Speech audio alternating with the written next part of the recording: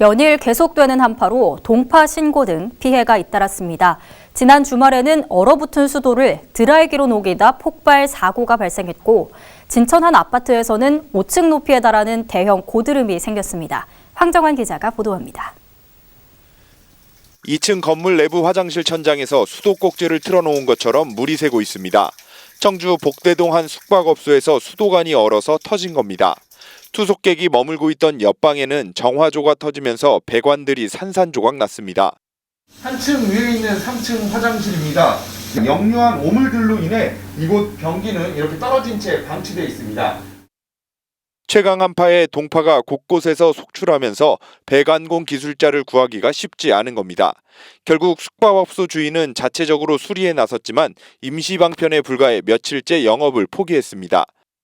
코로나 때문에 손님도 없지만 이거 동파 사고 그리고 이제 하수구 같은데 뭐 그런 거 터진 사고 그게 제일 문제예요. 최강 한파가 지속됐던 지난 8일부터 11일 오후 4시까지 청주에 들어온 동파 신고는 모두 118건. 지난해 신고 건수인 60건과 비교하면 2, 3일 만에 지난해보다 약 2배 가까이 동파 사고가 발생한 겁니다.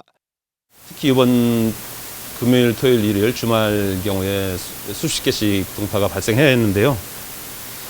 동파를 예방하려면 그 건물 밖에 있는 계량기 보호통 안에 헌옷이라든가 뭐 인조 솜이라든가 헝겊이라든가 이런 것들을 채워 넣어서 이번 겨울이 시작된 지난해 11월부터 도내 접수된 동파 신고는 506건으로 청주가 126건으로 가장 많았고 진천 86건, 충주 76건, 음성 68건 등입니다.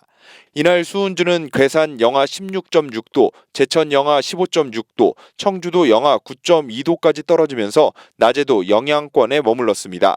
그 밖에 동파에 따른 화재 사고와 아파트 5층 높이에 달하는 초대형 고드름도 생겼습니다. 지난 9일 오후 3시 30분쯤 청주 복명동 한 아파트 복도에선 드라이기를 이용해 계량기를 녹이던 중 드라이기가 폭발했습니다. 인명피해는 없었지만 건물 내부 일부분이 그을려 집주인은 입주민들에게 빠른 시일 내에 원상복구를 하겠다는 사과문을 입구에 붙여놨습니다.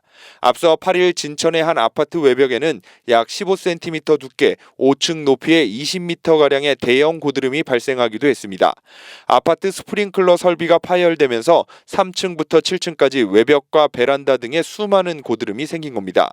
큰 고드름으로 아찔한 상황이 발생한 가운데 신고를 받고 출동한 소방당국은 드론 등을 활용해 1시간 만에 고드름을 제거했습니다. HCN 뉴스 황정환입니다.